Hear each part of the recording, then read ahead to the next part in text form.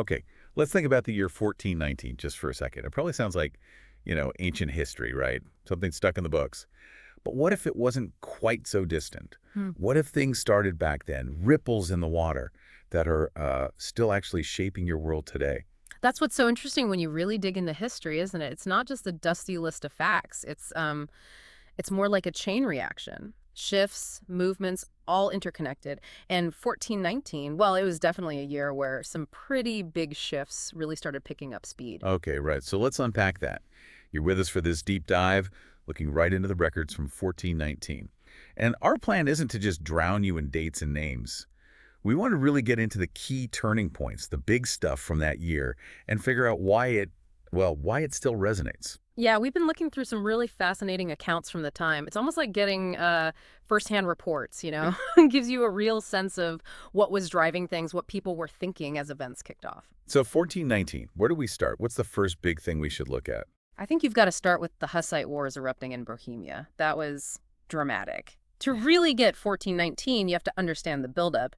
Jan Hus being executed back in 1415, that was huge. Right, Jan Hus. He was really shaking things up in the church, wasn't he? Pushing for reforms, emphasizing scripture over hierarchy, that sort of thing? Exactly, and burning him at the stake. They thought that would shut down his ideas, but it did the opposite. It just fired up his followers, created this powerful sense of injustice, Yeah. martyrdom that really fueled their movement. And then, bam, July 1419, you get the defenestration of Prague. The defenestration. Okay, maybe unpack that word a little. What actually happened? Well, picture this.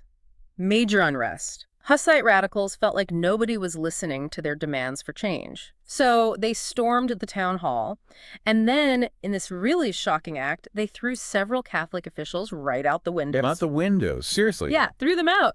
It wasn't just a random riot, it was a statement, a clear message, and that's really seen as the spark that ignited the full-blown Hussite Wars. Wow, that's quite an image. You can definitely see how something like that becomes a powerful symbol for a cause. It kind of makes you think, doesn't it? Even now, how the story around one person's sacrifice or mistreatment can become this huge rallying cry for change. Absolutely. It's a fascinating dynamic, how perceived injustice against maybe a key figure can amplify ideas and get people moving together. You see it in modern social movements too, right? The narrative around one individual's experience often shapes the whole direction and really hits home for a lot of people. Okay, so while all this intense conflict is brewing and then exploding in Bohemia, there were other things happening elsewhere in Europe. Different kinds of energy. You mentioned exploration. Yeah, totally different vibe going on down in Portugal. Prince Henry the Navigator, he's the key figure there. By 1419, he'd been pushing maritime exploration for a while, and those efforts were really starting to pay off, laying the groundwork for Portugal becoming this major sea power later on. This is really early days for that whole age of discovery thing we learn about. This is like the start. Exactly. This early stage, 1419, the main goal was more about systematically mapping the coast of Africa, gathering intel, geographical knowledge, and crucially, looking for potential new trade routes, ways to get around the established Mediterranean trade networks that Italy and others controlled. Huh. It's amazing when you think about the long game there. These first trips, just trying to figure out the coastline and find new markets, they eventually lead to, well, completely redrawing the map of the world, global trade systems, everything. It's almost like, I don't know, the very early days of the internet, Yeah. where building the first bits of infrastructure paved the way for this completely connected world we have now. But the people doing it back then maybe didn't grasp the full scale. That's a really good parallel, yeah. Yeah. Just like those sailors were charting unknown seas, the internet pioneers were exploring this new digital space. Lots of unknowns, laying foundations for a future they probably couldn't fully picture. But both driven by this desire to overcome limits, connect places in totally new ways. And while you've got Portugal pushing outwards and Bohemia erupting inwards, Italy is having its own moment, isn't it? Yeah. More cultural. Oh, absolutely. Italy is deep into the Renaissance by 1419. A real flourishing of art, ideas, rediscovering classical knowledge, incredible creativity bubbling up. You mentioned Filippo Brunelleschi before. How does someone like him fit into this 1419 picture? What was he up to? Right, Brunelleschi. He's a perfect example of that Renaissance spirit, architect, engineer, artist, thinker, all rolled into one. Now, his most famous work, the massive dome on Florence Cathedral, that wasn't finished yet in 1419, not by a long shot. But he was already working on it developing the groundbreaking techniques, the engineering marvels needed to actually build it. His whole approach, mixing old classical ideas with brand new engineering, Hmm. that is the Renaissance. And it's such a contrast to the turmoil elsewhere, Shows how different parts of Europe were on very different paths. It really does. It hammers home that history isn't just one story moving forward. It's all these different things happening at the same time, shaping the future in unique ways. And just add another piece to the puzzle. 1419 is also the year the University of Leipzig was founded in Germany. Leipzig. Wow. Okay. Still a big deal today, that university. So it goes all the way back to this year. It does. And founding a major university like Leipzig, it really highlights this growing emphasis on, well, knowledge, on learning, on systematically pursuing ideas. These places became crucial hubs, didn't they, for debate, for spreading new thinking, kind of like the role universities still aim to play today, fostering new ideas and critical thought.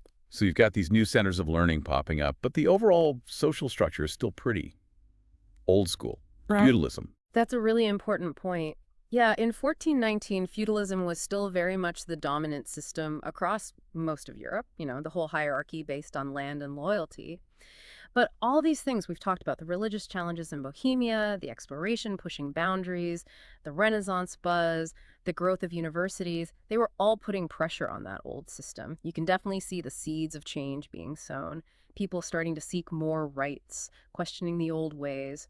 The full change took centuries, of course, but the beginnings are there. It really makes you see how it's all connected, doesn't it? Not just separate events in different places. Exactly. History isn't a list, it's a web. The religious passion driving the Hussites, the economic drive behind the Portuguese ships, the artistic explosion in Italy, the intellectual drive founding Leipzig. They might seem separate, but they're all part of the same bigger story of human experience, human reactions. And they all feed into each other, shaping the world we ended up with. So as we kind of wrap up this look at 1419, what are the main things we should really take away from it all? Well, I think first, the start of the Hussite War is a powerful reminder of how deep beliefs and perceived injustice can spark major, long-lasting conflict. Then those early Portuguese voyages, the very dawn of this era of global connection, for better or worse. We also saw the Renaissance blossoming in Italy, just this incredible burst of human creativity, and the founding of Leipzig University, showing that growing hunger for knowledge and formal learning. It really is something, thinking how those events more than 600 years ago helped set the stage for today. It makes you wonder, what's happening right now? Which trends, which events today might be looked back on as having that kind of huge long-term impact centuries from now? And that's the thought to maybe leave you with. Think about those forces we saw in 1419, the push for reform, the urge to explore new frontiers, physical or otherwise, the sheer power of ideas, the way social structures shift. Where do you see those same forces playing out most strongly today? And what kind of unexpected futures might be quietly starting right now based on the choices and events happening all around